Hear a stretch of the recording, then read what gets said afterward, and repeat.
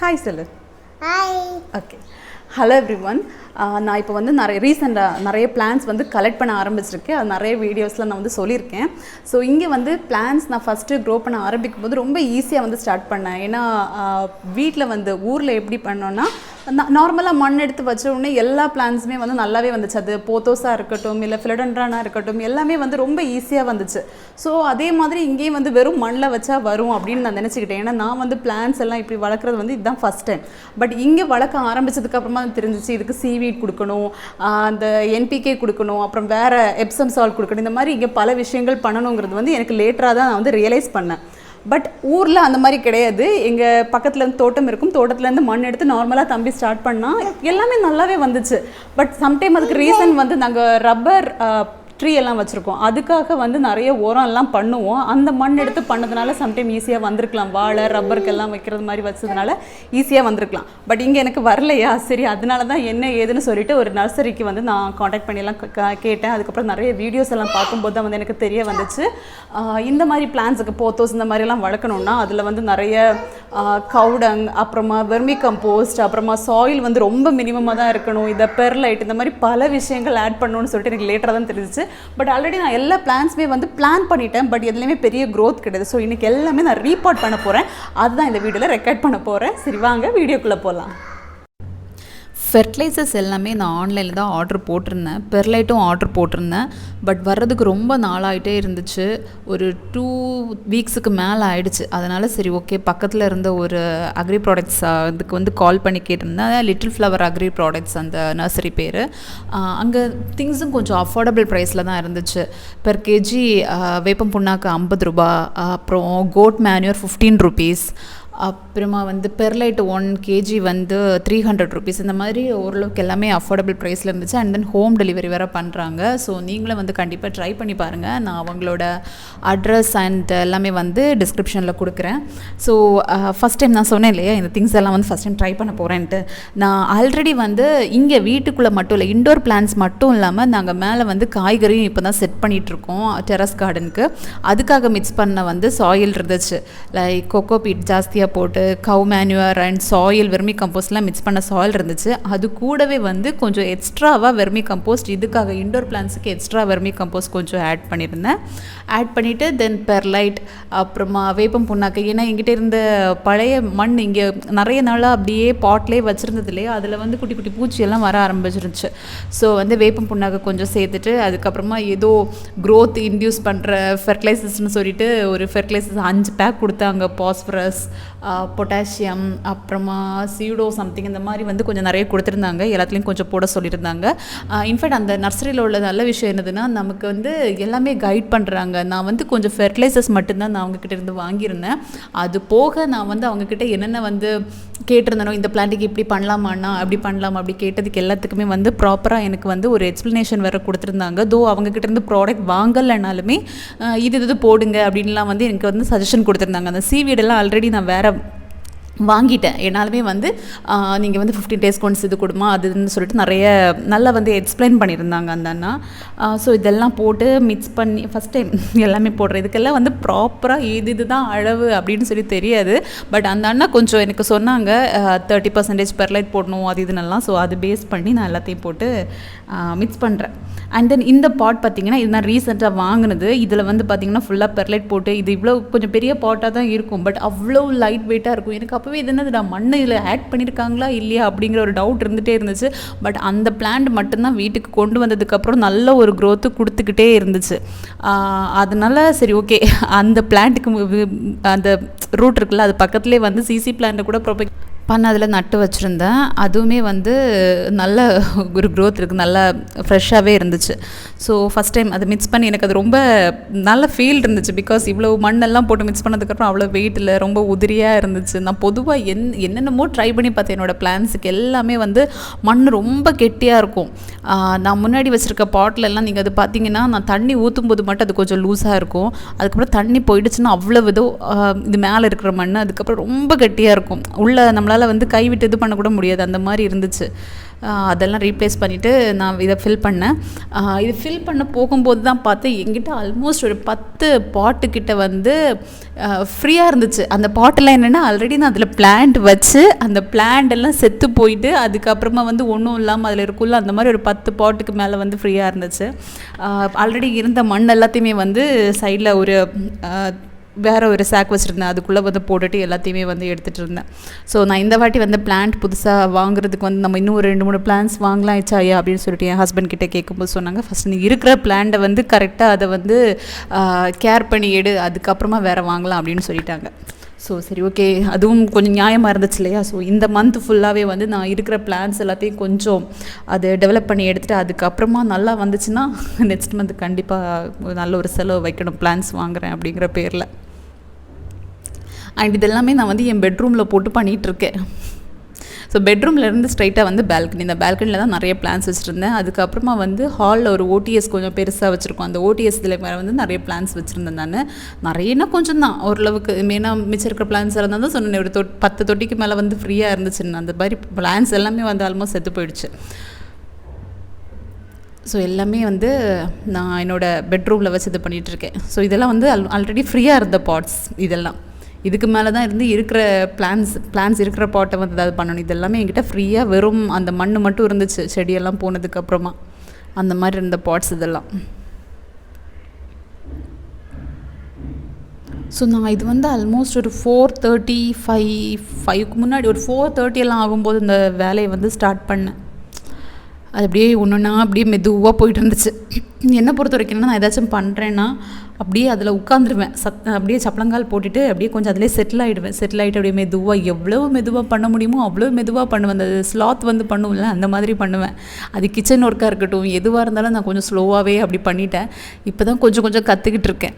அதுக்கே வந்து 2-3 வாட்டி நான் உட்காந்து மெதுவாக பண்ணிகிட்டு இருக்கும்போது என் ஹஸ்பண்ட் வந்து சொல்லிட்டு இருந்தாங்க, நீ இப்படி உட்காந்து பண்ணுற நேரம் கொஞ்சம் எழுந்திரிச்சு நீ வந்து பண்ணேன்னா கொஞ்சம் இதுக்கு முன்னாடி சீக்கிரம் முடிச்சிருவேன் அப்படின்னு சொல்லிட்டு 2-3 வாட்டி வந்து அட்வைஸ் வேறு பண்ணிகிட்டு இருந்தாங்க. இந்த ஸ்னேக் பிளான்ட் எல்லாம் ரொம்ப கஷ்டப்பட்டு வளர்ந்துச்சு. முன்னாடியெல்லாம் கொஞ்சம் கூட க்ரோத் கொடுக்காம 2 லீஃப் எப்படி ஊர்லேருந்து கொண்டு வந்தனோ அதே மாதிரி இருந்துச்சு. அதுக்கப்புறம் ஏதோ போட்டு இந்த வீட்டில் வர்ற வெஜிடபிள் வேஸ்ட் அது இதுன்னெலாம் ஏதோ போட்டு கொஞ்சம் அந்த மாதிரி தேறி வந்துருச்சு அது. ஸோ ஃபஸ்ட் டைம் நான் மிக்ஸ் பண்ணது வந்து காலியாகிடுச்சு. ஸோ இன்னும் ஒரு வாட்டி கூட வந்து சாயில் மிக்ஸ் பண்ணணும். இந்த சேம் எல்லாத்தையும் போட்டு மிக்ஸ் பண்ணி எடுத்துகிட்டு இருக்கேன். ஸோ அந்த என் பெட்ரூம் பார்த்திங்களா எவ்வளோ மோசமாக பண்ண முடியுமோ அவ்வளோ மோசமாக பண்ணி வச்சுருக்கேன். பக்கெட்டு மண் அதுலேயே போட்டு அலசி எடுத்து கழுவி, இது கூட பரவாயில்ல, போக போக எல்லாம் மண் எல்லாமே வந்து கீழே சிந்திருச்சு. அது பரவாயில்ல, என் ஹஸ்பண்ட் அதனால் ஒன்றும் சொல்லலை. பட் அப்பப்போ வந்து கேட்டாங்க, நீ எங்கே வச்சு இதெல்லாம் பண்ணுறேன்னு தெரியுதா, பெட்ரூமை என்ன பண்ணுற பார்த்தியா அப்படின்னு சொல்லி கேட்டுட்டு இருந்தாங்க. நான் அதெல்லாம் பெருசாக இது எடுத்துக்கல. இதுவே எங்கள் அம்மாவாக இருக்கணும், மேரேஜ்க்கு முன்னாடி வீட்டில் மட்டும் எங்கள் வீட்டுக்குள்ளே வச்சு தான் இந்த மாதிரிலாம் பண்ணியிருந்தேன்னா எங்கள் அம்மா வந்து என்னை செருப்பாலே அடிச்சிருப்பாங்க, துரப்பெடுத்தே துரத்திருப்பாங்க.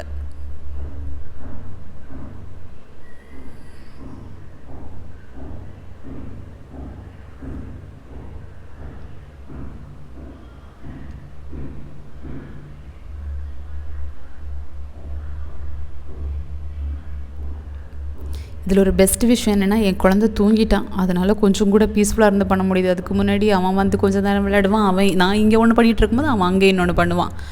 மாற்றி ஏதாச்சும் நாங்கள் 2 பேரும் ஏதாவது அடி வச்சுட்டே இருக்க வேண்டியது தான். அந்த ஹேங்கிங் பாட் அந்த மாதிரி நாங்கள் என்னென்னா அதை வந்து செப்டோலன்ட்டு மீஷோவில் வாங்கியிருந்தோம். 12 பாட் சேர்த்து வந்து 200 சம்திங். ஆனால் என்னென்னா நம்ம வந்து நர்சரியிலலாம் வாங்கும்போது நல்லா திக்கான ஒரு பாட் இருக்கும்ல, அந்த மாதிரிலாம் இருக்காது. இது ரொம்ப கொஞ்சம் பிளாஸ்டிக் குவாலிட்டி. எப்போவுமே மீஷோவில் கம்மி ப்ராடக்டாக இருந்தாலும் குவாலிட்டி வந்து எப்படி இருக்கும்னு தெரியல. ஸோ அந்த மாதிரி வந்து ரொம்ப நைஸாக இருக்கும். ரொம்ப நைஸானலாம் அவங்க பிளான்டெல்லாம் வைக்க முடியும், ஹேங் பண்ண முடியும். ஆனால் என்னென்னா அந்த ஹேங் பண்ணும்போது முன்னாடி நீங்கள் மண் அந்த செடியெல்லாம் வைக்கணும், அந்த வெயிட்டுக்கு ஏற்றது மாதிரி வந்து இது அட்ஜஸ்ட் ஆகி அப்படியே நிற்காது. இதுவும் சேர்ந்து லூஸான அந்த லைட்டான பிளாஸ்டிக் ஆனதுனால அதுவும் சேர்ந்து வந்து கீழே விழுந்துடும், அந்த மாதிரி இருக்கும். ஸோ அதனால் நாங்கள் என்ன பண்ணோம்னா ஒரு கம்பியெல்லாம் போட்டு அட்ஜஸ்ட் பண்ணி வந்து கட்டுறது மாதிரி அதோட டிசைன் பண்ணோம். பட் அது கொஞ்சம் எங்களுக்கு வந்து அஃபோர்டபுளாக இருந்துச்சு. 12 பாட்ஸ் சேர்த்து வந்து 200 ருபீஸ் கிடச்சிச்சு. இல்லை ஜஸ்ட் நாங்கள் வந்து கம்பி போட்டு சின்ன ஒரு வேலை மட்டும்தான் செஞ்சோம். அது இல்லாமல் அது பெட்டராகவே இருந்துச்சு. எனக்கு சம்டைம் இந்த செடிங்களெல்லாம் எடுத்து அதை அங்கங்கேயே கட் பண்ணி அதை ப்ரூன் பண்ணுறது, ரூட்டெல்லாம் எடுத்து கட் பண்ணுறது, ஏதோ ஒன்று முடி வெட்டுறது மாதிரி இருந்துச்சு. பட் நல்ல ஒரு ஃபீல் அதுவும். அந்த ஒவ்வொரு வாட்டியும் ஏதாவது செடி வந்து புதுசாக முளைச்சி வரும்போது, அதுவும் என்கிட்ட இருக்கிற மண்ணுக்கெல்லாம் இவ்வளோ நாள் அது முளைச்சி வர்றது வந்து ஒரு பெரிய விஷயமா இருந்துச்சு. சின்ன சின்ன முளைச்சி அந்த க்ரோத் எல்லாம் வரும்போது எனக்கு அவ்வளோ ஹாப்பியாக இருக்கும்.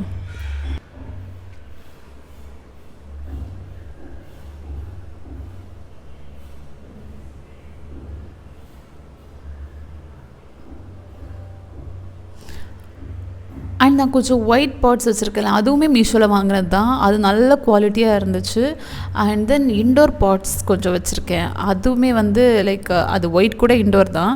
எல்லாமே இன்னொரு டிசைன்லாம் போட்டு கீழே அந்த பிளேட்டெல்லாம் வச்சு இன்னொன்று வச்சுருந்தேன். கொஞ்சம் அதில் அந்த அந்த கூட்டத்திலே இருக்கும் அந்த செடி, அந்த பாட்டு கூட. அதுவும் மீஷோலேருந்து வாங்கினது. அதெல்லாம் பார்க்குறதுக்கு ரொம்ப அழகாக ரொம்ப குவாலிட்டியான ஒரு இதுவாக இருந்துச்சு. இந்த ஹேங்கிங் இது மட்டும்தான் எனக்கு கொஞ்சம் சொதப்பிடுச்சு. அதுக்கப்புறம் கொஞ்சம் பெரிய செடிகள் வைக்கிறதுக்காக கொஞ்சம் பெரிய பாட் வாங்கினேன். அது நம்ம வெளியிலேருந்து வாங்கிடுச்சுன்னா அந்த சைஸ்க்கு வந்து ஒரு பாட்டுக்கு 85-90 ரூபீஸ்க்கு மேலே வரும். மீஷோவில் ஆனதுனால 50 ரூபீஸ் இருந்துச்சு. அது கொஞ்சம் மெலிசான ஒரு மெட்டீரியலில் இருந்துச்சு. பட் ஒன்ஸ் பிளாஸ்டிக் தானே அதில் போட்டு வச்சு அதுக்கப்புறம் ஒரு இது இல்லை, அதுவும் பிளேட்டோடு வந்துச்சு. ஸோ மோஸ்ட்லி நான் பாட்ஸ் எல்லாம் வந்து எவ்வளோவுக்கு வந்து எனக்கு அஃபோர்டபுளாக பாட்ஸ் எல்லாம் வாங்க முடியுமோ அவ்வளோவுக்கு இதுவாக தான் வாங்குவேன். அண்ட் தென் செடி கூட நம்ம வந்து ரொம்ப பெரிய செடியெல்லாம் வாங்கி அழகாக வீட்டில் வச்சாச்சுன்னா அது அப்படியே இருக்கும் பார்க்குறதுக்கு. நமக்கு அவ்வளோ பெரிய கஷ்டம் இருக்குது அது கேர் பண்ணி எல்லாம் கொண்டு வரதுக்கு. ஏன்னா ஆல்ரெடி அதில் ஃபெர்டிலைசர்ஸ் போட்டிருப்பாங்க. நம்ம பெரிய செடியெல்லாம் வாங்கும்போது அதை ரீபாட் பண்ணுறதுக்கே ஒரு 2-3 இயர்ஸ் வந்து டைம் எடுத்துக்கலாம். அங்கே வந்து அது பாட்டுக்கு அப்படியே இருக்கும். பட் நான் எப்போவுமே வந்து எவ்வளவு சீப்பாக எங்கே வாங்க கிடைக்குதோ அதுதான் வாங்குவேன். லைக் அஃபோர்டபுள் ஆர்கானிக் ஸ்டோர்னு ஒரு ஸ்டோர் இருக்குது. அங்கே நீங்கள் வாங்கினீங்கன்னா செடி எல்லாமே வந்து இப்போ ஜிசி பிளான்ட் எல்லாம் நீங்கள் அங்கே வாங்கினீங்கன்னா 100 ரூபீஸ்க்கு உள்ள 59-69 அந்த மாதிரி ரேஞ்சில் இருக்கும். ஆனால் என்ன கிடைக்கும்னா ஒரே ஒரு லீஃப் வந்து ப்ரொபகேட் பண்ணி கீழே வந்து பட் இருக்கும்ல, அது மட்டும்தான் கிடைக்கும். அந்த மாதிரி எங்கெல்லாம் வந்து குட்டி குட்டியாக பிளான்ஸ் கிடைக்குதோ அந்த மாதிரி ரொம்ப அஃபோர்டபுளாக ரொம்ப சீப்பாக எனக்கு எங்கே கிடைக்குமோ அங்கேருந்து தான் மோஸ்ட்லி பிளான்ஸ் எல்லாம் வாங்குவேன். பிளான்ஸ் வளர்க்குறேன், அது கலெக்ட் பண்ண பிடிக்கும், நிறைய வச்சுருக்கணும்னு சொல்லி இருந்தாலுமே நான் அதுக்காக இன்னுமே வந்து ரொம்ப நிறையலாம் இன்வெஸ்ட் பண்ணலை. இப்போ தான் ஃபஸ்ட் டைம் வந்து இந்த ஃபெர்டிலைசர்ஸ் அது இதெல்லாம் வாங்கி இன்வெஸ்ட் பண்ணியிருக்கேன்.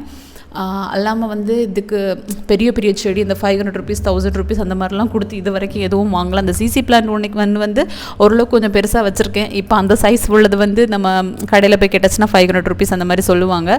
அதுவுமே வந்து ஒரு சின்ன இலையிலேருந்து ப்ரொபகேட் பண்ணி எடுத்தது தான். அது மட்டும் எப்படியோ அப்படியே வந்துருச்சு எனக்கு. நான் எதுவுமே பண்ணலைன்னாலும் அது ஏதோ ரொம்ப கேர் பண்ணாமலும் வந்துருச்சு.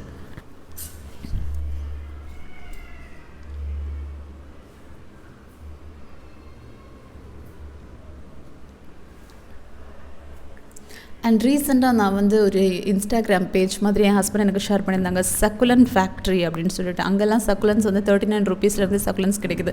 பட் என்னென்னா எக்ஸ்ட்ராவாக 150 ரூபீஸ் வந்து ஷிப்பிங் போடுவாங்க. ஸோ நீங்கள் பல்காக கொஞ்சம் வாங்குறதா இருந்துச்சுன்னா 150 ரூபீஸ் ஷிப்பிங் போட்டாலுமே கொஞ்சம் இதுவாக வரும். பட் அங்கே நான் சக்குலன் தடவை வாங்கினது கிடையாது. ஏன்னா 39 ரூபீஸ் கொடுக்குறாங்கன்னா எந்த அளவுக்கு கொடுக்குறாங்க அப்படிங்கிறதுலாம் நான் இன்னும் தெரியாது எனக்கு. பட் அஃபோர்டபுள் ஆர்கானிக் ஸ்டோரில் எவ்வளோ குட்டியாக கிடைக்குமோ அவ்வளோ குட்டியாக கொடுக்க முடியுமோ அவ்வளோ குட்டியாக கொடுப்பாங்க. நான் வந்து இதுக்கு முன்னாடி பெப்பரோமியா வாட்டர்மெலன் வாங்கியிருந்தேன். ஒரே ஒரு லீஃப் கொடுத்துருந்தாங்க. அந்த ஒரே ஒரு லீஃப் அப்படியே நட்டு வச்சு அது நின்றுச்சு ஒரு 2 மாதம் கிட்ட அப்படியே கொஞ்சம் கூட க்ரோத் கொடுக்காம இருந்துச்சு. பிகாஸ் நான் தான் வேறு வந்து எக்ஸ்ட்ரா ஃபெர்டிலைசர்ஸ் எனக்கு இந்த மாதிரிலாம் நிறைய ஆட் பண்ணணும் அப்படிங்கிற வந்து ஒரு நாலேஜ் எனக்கு அந்த டைமில் அவ்வளோவா இல்லை. ஸோ அதுக்காக நான் அவ்வளோவா எதுவும் பண்ணலை. ஸோ அண்ட் என் ஹஸ்பண்ட் இங்கே வந்து டீ போட டைம் ஆச்சு அப்படின்னு சொன்னாங்க. நான் ஆமாச்சா என் டீ போட டைம் ஆச்சு, நீங்களே போட்டு கொண்டு வாங்க அப்படின்னு சொல்லியிருந்தேன். அவ்வளவு டயர்டு எனக்கு. எவ்வளோ நேரமாக நான் ரொம்ப ஈஸியாக ஏதோ பண்ணி முடிச்சிடலான்னு சொல்லி ஆரம்பித்தேன். பார்த்தா இந்த செடி மூட்டில் வந்து ஃபுல்லாக இந்த ரூட்டில் ஃபுல்லாகவே குட்டி குட்டி பிளாக் கலர் இன்செக்ட்ஸ் எல்லாம் இருந்துச்சு. சரி எல்லாத்தையுமே எடுத்து களைச்சி போட்டு அந்த பழைய மண்ணெல்லாம் எடுத்துகிட்டு ஃபுல்லாக ரூட்டெல்லாம் வாஷ் பண்ணி, நிறைய செடிக்கு நான் ரூட்டெல்லாம் வாஷ் பண்ணி ஃப்ரெஷ்ஷாக தான் எடுத்து வச்சேன். ஏன்னா அந்த மண்ணிலே வந்து நிறைய பூச்சிகள் இருந்துச்சு. ஃபுல்லாக பெட்ரூம் ஃபுல்லாகவே அந்த செடி தண்ணி அந்த மாதிரி ஃபுல்லாகவே ஆக்கி வச்சுட்டேன். அப்புறம் இது நல்லா இருந்துச்சு இந்த டர்ட்டில் ஒயின். நான் பார்க்குறதுக்கு வந்து ரொம்ப பெரிய டர்ட்டில் ஒயின். நான் வந்து பால்கனியில் வச்சுருந்தேன். வெளிலேருந்து வரும்போது அப்படியே அழகாக பச்சை பசேன்னு தெரிஞ்சிட்டு இருந்துச்சு. ரீசெண்டாக ரொம்ப வாடி போயிட்டு இருந்துச்சு. சரி வெயில்னால தான் வாடி போகுதா இருக்கும் அப்படின்னு நினச்சி சரி நெக்ஸ்ட் டைம் பார்க்கலாம், அப்படி ரிப்போர்ட் பண்ணி எடுக்கலாம் அப்படின்னு சொல்லிட்டு ஒரு சாட்டர்டே சண்டேக்காக வெயிட் பண்ணிகிட்டு இருந்தேன். கடைசியில் எடுத்து பார்த்தா அந்த வெயிட்னால ரூட் வந்து டிட்டாச் ஆகிருக்கு. அதனால வந்து அது ஃபுல்லாக வாடி போயிருக்குது. அது ஃபஸ்ட்டே கவனிச்சிருந்துருக்கணும். ஸோ ஒரு செட் பாட், அந்த ஹேங்கிங் பாட் நான் சொன்னல, இதெல்லாம் அமேசானில் வாங்கினது. சின்னதாக ஒரு கம்பி வச்சு அதில் செட் பண்ணி வச்சுருக்கோம். ஸோ புதுசாக இதையும் வந்து இது பண்ணி வச்சுட்டேன். இந்த இடத்துல தான் முன்னாடி வச்சுருந்ததில்ல, அந்த கார்னர் ஃபுல்லாக அப்படியே ஃபுல்லாக அந்த டர்ட்டில் ஒயின் அழகாக இருந்துச்சு. சரி ஓகே, இன்னும் கொஞ்சம் டர்ட்டில் ஒயின் தானே, அது சீக்கிரமாகவே வளர்ந்துரும் அப்படிங்கிறதுனால பெரிய ஒரு கஷ்டம் இல்லை. ஸோ இந்த மேலே ஆல்மோஸ்ட் முடிக்கும்போது 7:30 ஆகிடுச்சு. இதுக்கப்புறமா தான் நான் வந்து இனி மேலே டெரஸ்க்கு போய் அங்கே இருக்கிற காய்கறிகளுக்கெல்லாம் தண்ணி ஊற்றணும்.